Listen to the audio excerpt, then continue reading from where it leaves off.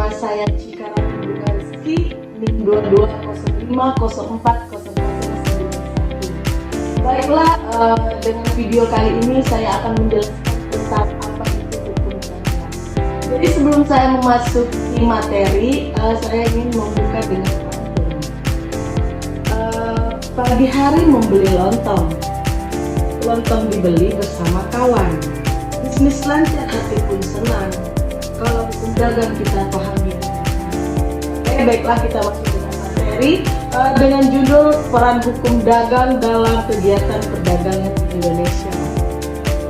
Jadi dalam kehidupan sehari-hari kita sering melakukan kegiatan jual beli, baik secara langsung maupun melalui internet. Tanpa kita sadari, semua kegiatan tersebut diatur oleh hukum, yaitu hukum dagang. Jadi video saya kali ini akan membahas pengertian hukum dagang, ruang lingkupnya, serta contoh penerapannya dalam kehidupan sehari-hari. Nah, yang pertama itu ada pengertian hukum dagang. Apa sih hukum dagang itu? Hukum dagang adalah bagian dari hukum perdata yang mengatur kegiatan perdagangan atau perniagaan. Hukum dagang mengatur hubungan antara penjual dan pembeli agar kewajiban masing-masing pihak terpenuhi. Contohnya seperti ketika seseorang membeli barang di toko lalu melakukan pembayarannya, maka antara penjual dan pembeli telah terjadi hubungan hukum berupa perjanjian jual beli. Nah, yang kedua itu ruang lingkup hukum dagang. Ruang lingkup hukum dagang itu mencakup berbagai kegiatan usaha. Yang pertama itu ada jual beli barang dan jasa. Contohnya seperti apa sih? Contohnya itu seperti seseorang membeli pakaian di pasar atau memesan jasa desain grafis secara online.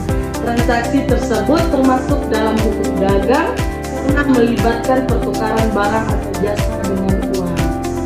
Nah, yang kedua itu ada perjanjian dagang. Contohnya seperti apa?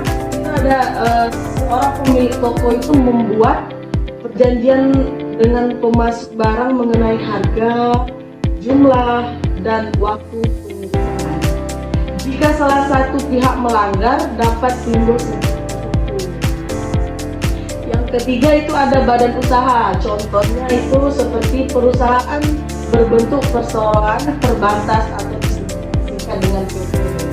Menjalankan usahanya sesuai aturan hukum dagang, termasuk pengelolaan modal dan tanggung jawab.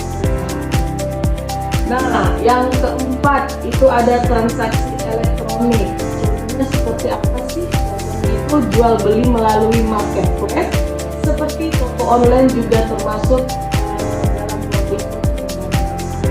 Nah, tadi kita udah membahas tentang ruang lingkup hukum dagang.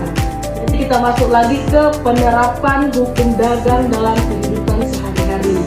Hukum dagang sangat dekat dengan kehidupan masyarakat. Contohnya yang pertama itu barang tidak sesuai. Jadi seseorang itu membeli sepatu secara online, namun barang yang diterima berbeda warna. Dalam hal ini pembeli berhak mengajukan pengembalian atau komplain. Yang kedua tuh contoh yang kedua itu ada pembayaran tidak dilakukan. Contohnya itu seseorang pembeli memesan barang dalam jumlah besar, tapi tidak melakukan pembayaran sesuai kesepakatan. Penjual memiliki hak untuk. Nah, ada contoh yang ketiga. Contoh yang terakhir ini barang tidak dikirim. Penjual itu menerima pembayaran, namun tidak mengirimkan barang. Hal ini melanggar hukum dagang dan merugikan. Tadi kita sudah membahas penerapan hukum dagang. Selanjutnya kita masuk ke hukum dagang di era digital.